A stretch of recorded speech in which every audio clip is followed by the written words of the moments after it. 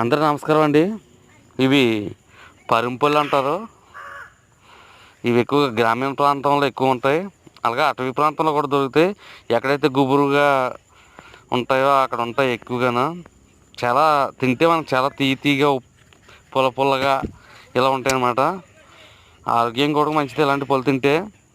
చిన్నప్పుడు అయితే తెగ ఏరుకొని తినేవాళ్ళు మేమైతే.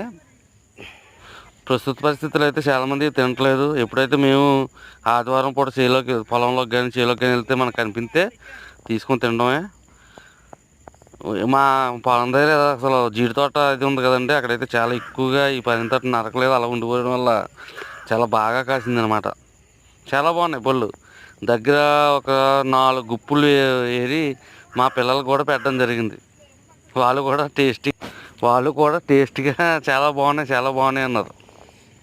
థ్యాంక్స్ అండి అందరికీ.